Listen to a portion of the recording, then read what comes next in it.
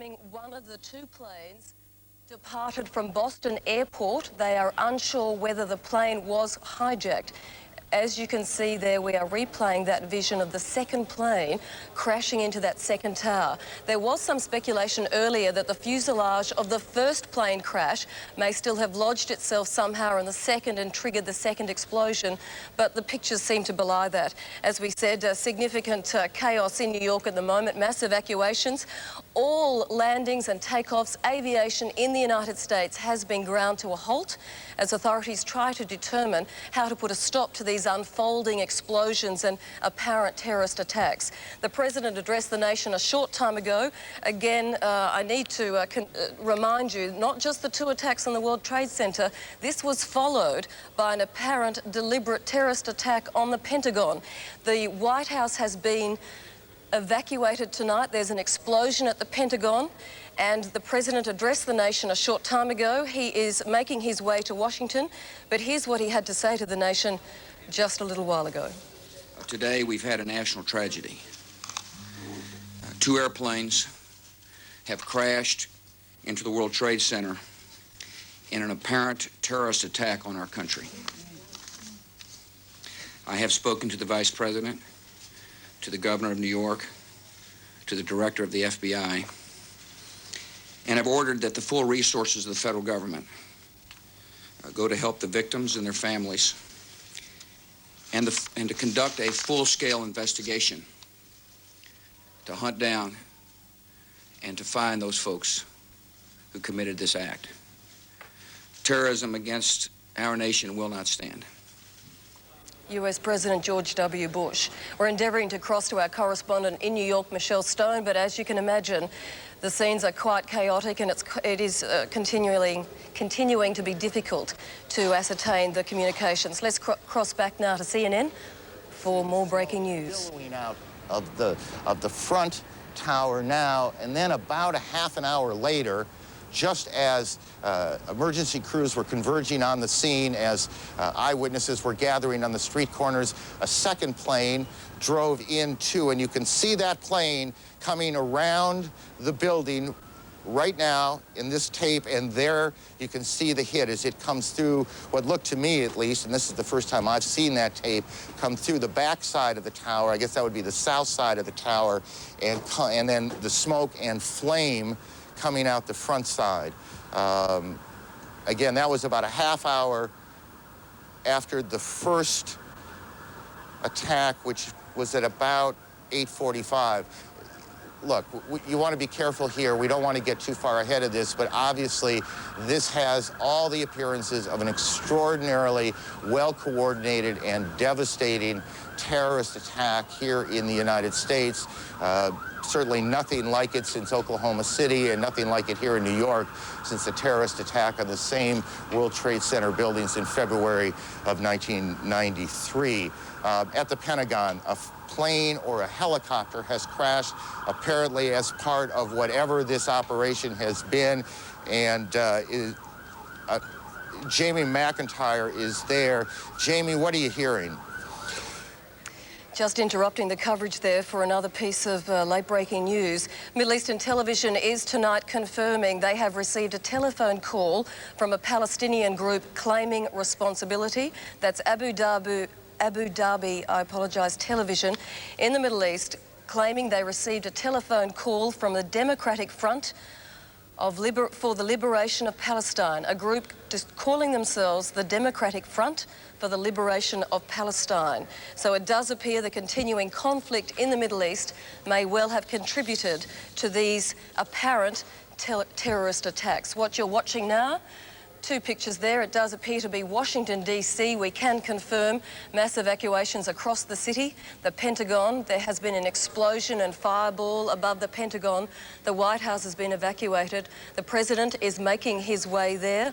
This, of course, comes within about an hour from two explosions in New York City at the World Trade Center. Two planes apparently crashing into both towers.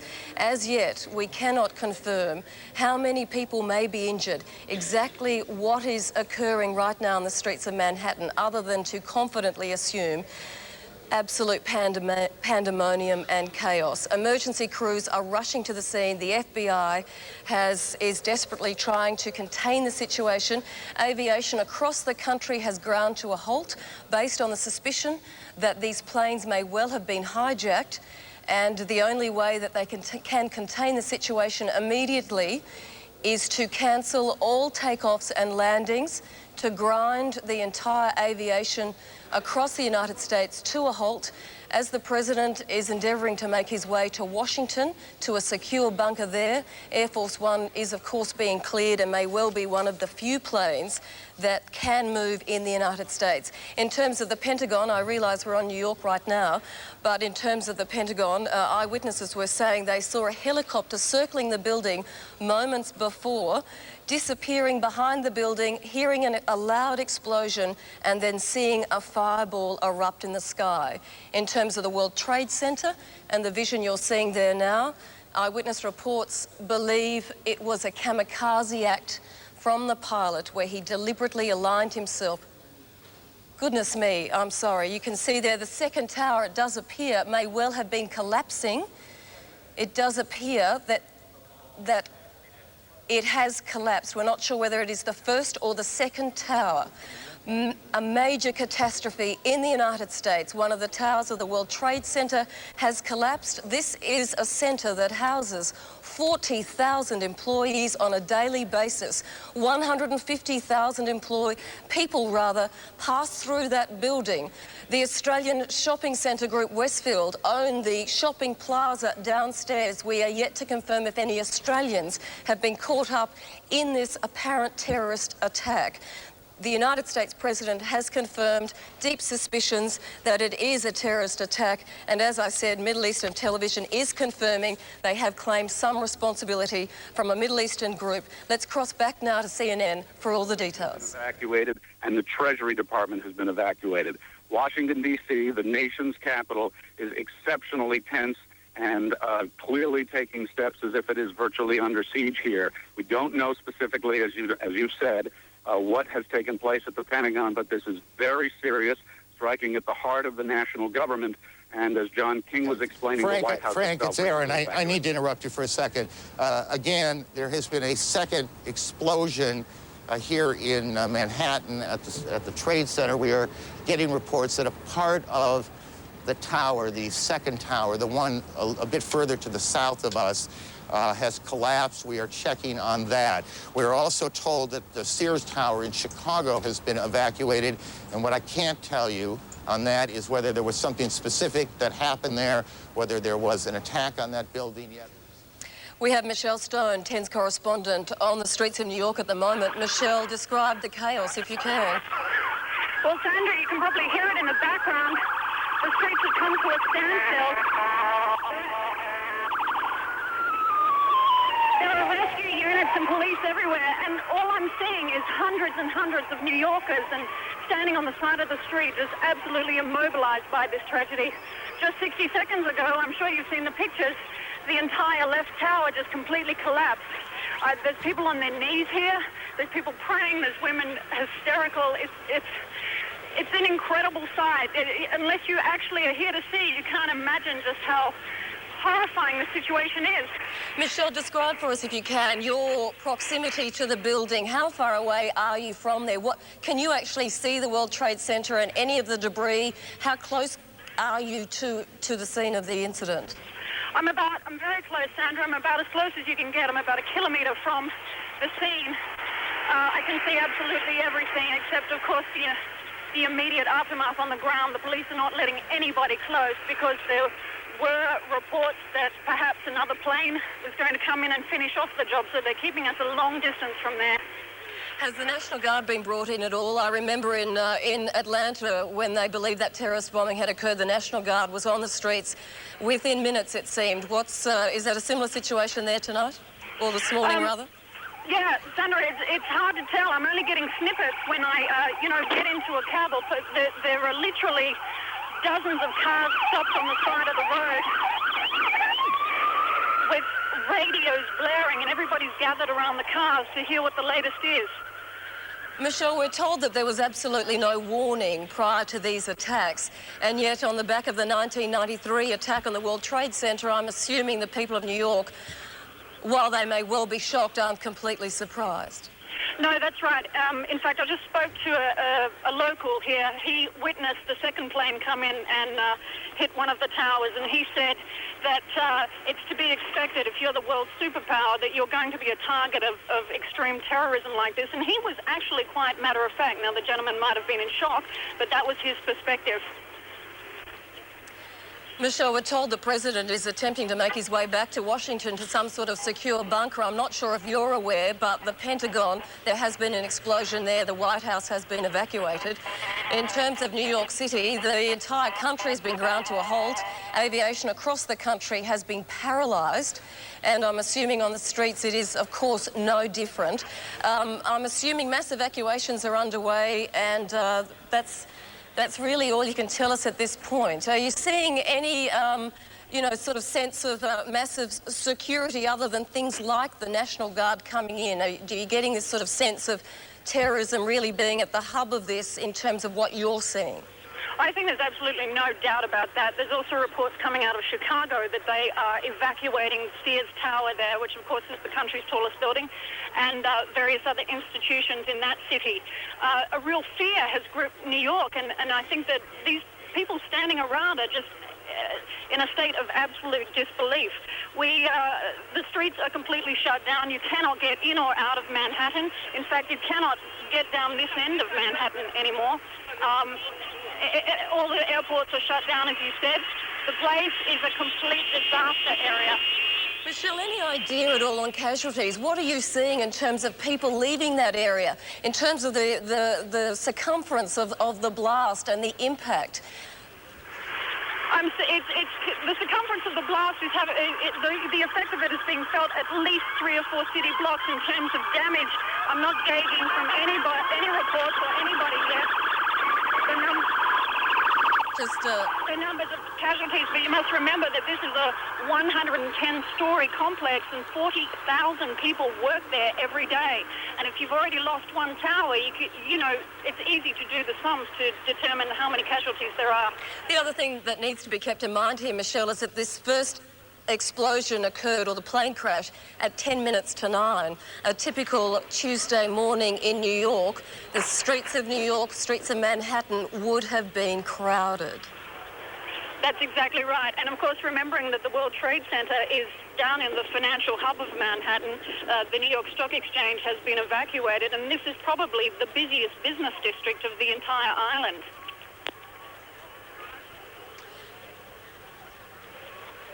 All right, Michelle, it does... Sorry. I'm sorry. It does appear we may have lost Michelle temporarily, so let's cross back now to CNN for the continuing coverage of this extraordinary story, an apparent terrorist bombing in 2 cities in the United States, New York and Washington. And one of the towers of the World Trade Center has collapsed. Both have been targeted by planes, and the Pentagon, there has been an explosion. We will go to a break and we'll cross back to CNN straight after this.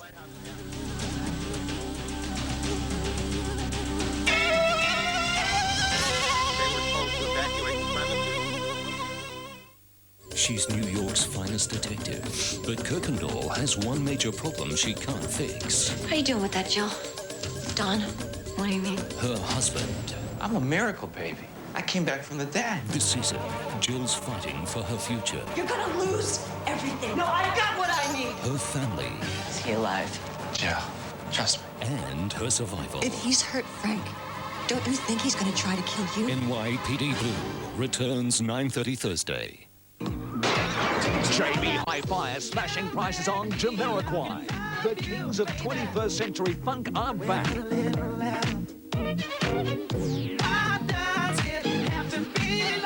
And their latest album, A Funk Odyssey, featuring the hit single Little L, is about to blow the charts apart. Especially with the strictly limited edition bonus CD thrown in at JB Hi-Fi.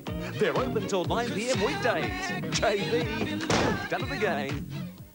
Advanced Hair Studio has now discovered an answer to hair loss. Now that's a fact. In a recent clinical trial, Advanced Hair Studio actually regrew new hair within 4 months in 72% of men. Call now. Where do you get the energy from? She's quite mad. Jan's also a great friend. I met some great new friends through Introline. Why wait? Ring them today. Introline. You've got to have friends.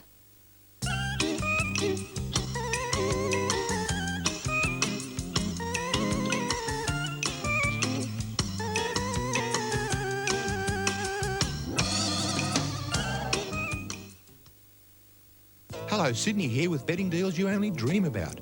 You get a queen-size slat bed with mattress, a fitted sheet, a flat sheet, a continental quilt with cover, 4 pillows and 4 pillowcases. Everything you need for a good night's sleep.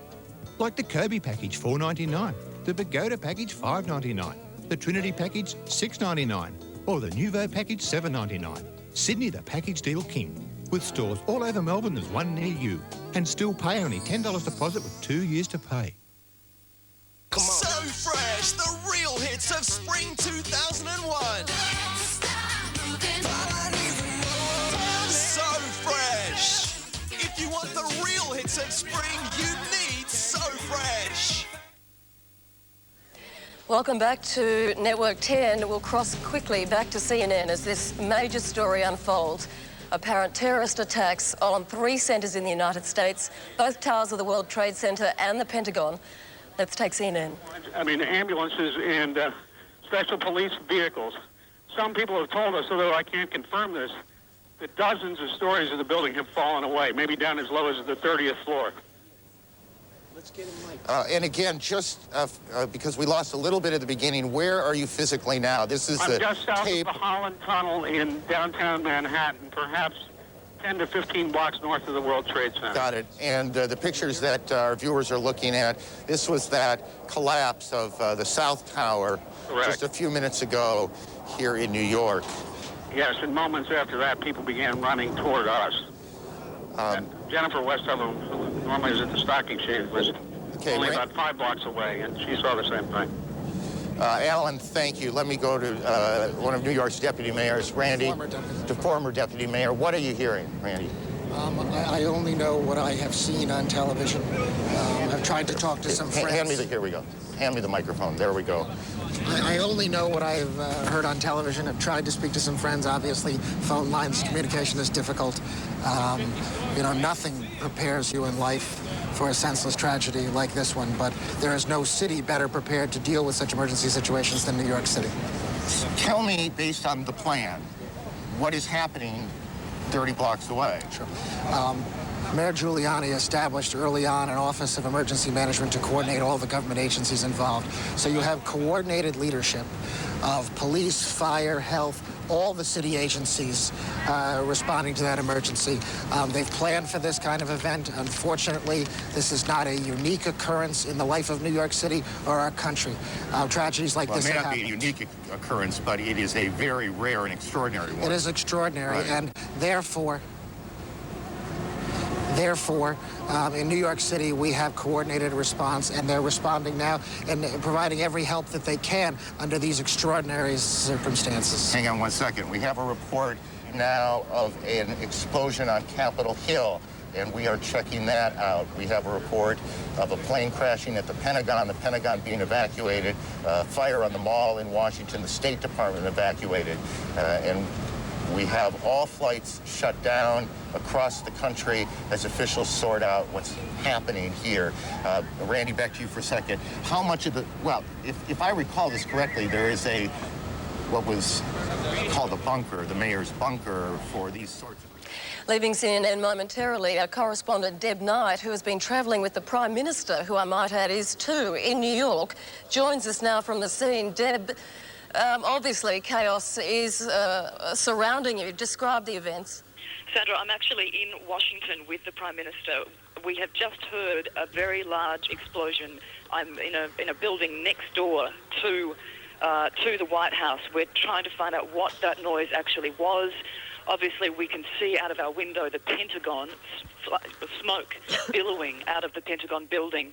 We're unsure as to whether or not the White House, Capitol Hill, has actually been hit or not.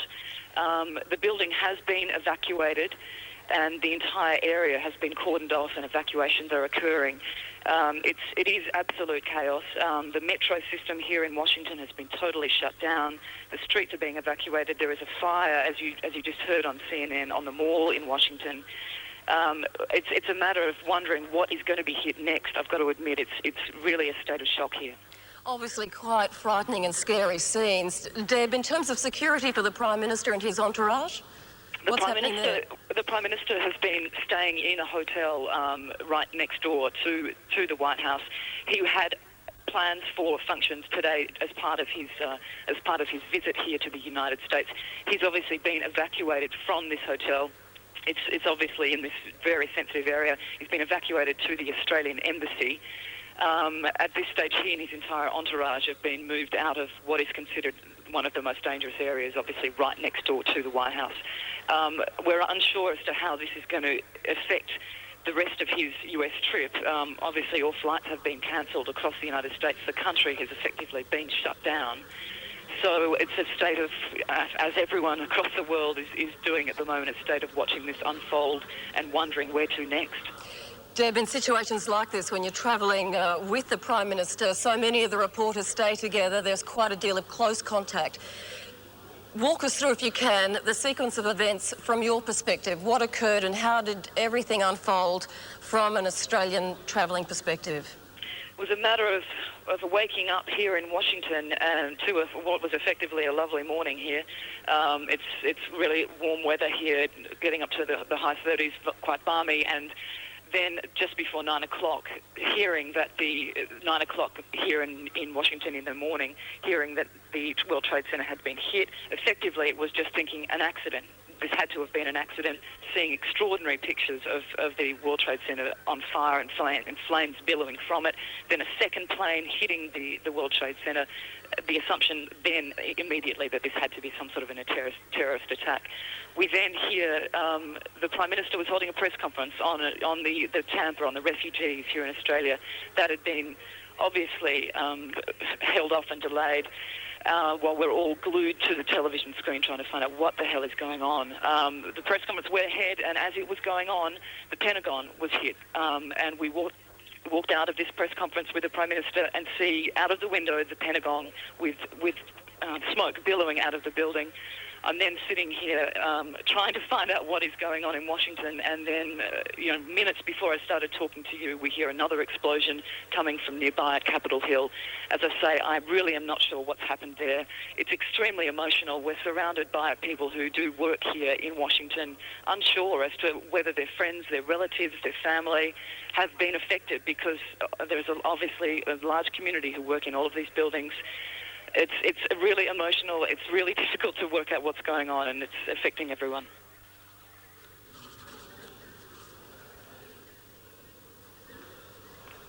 Deb, are you still on the line there? Yeah.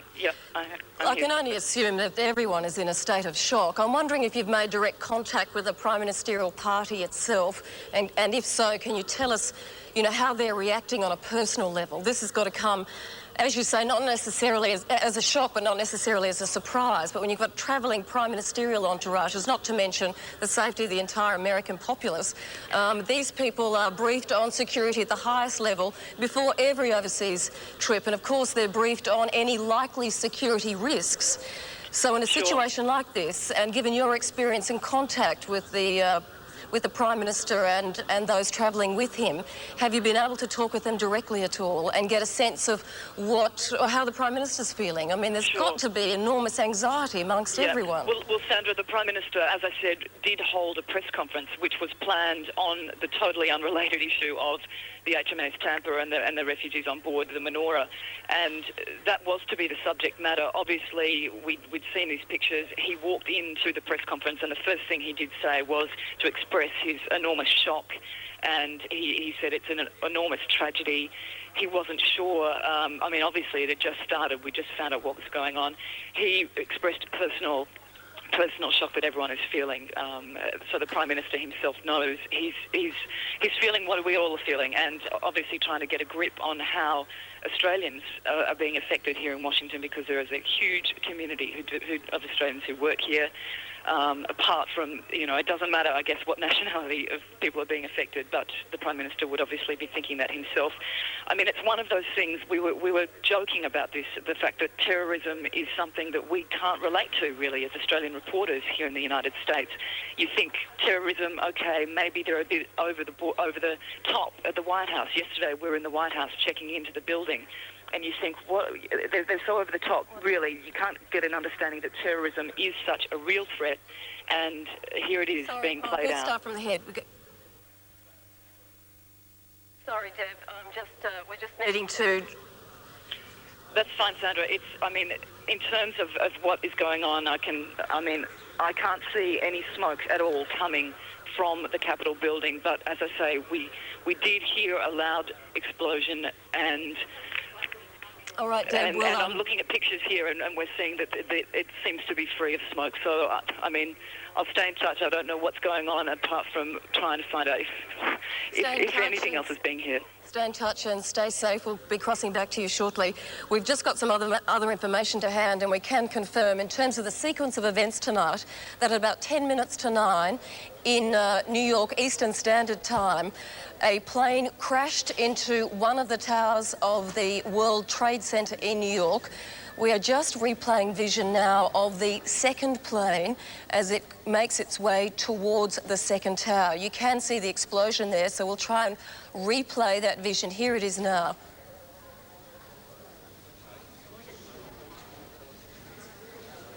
Eyewitnesses have described it as a kamikaze act. They did claim that it appeared the plane was aimed directly for the middle of the building, and you will see minutes later one of those towers tumbling into the streets of New York. It is a significant catastrophe, a national tragedy.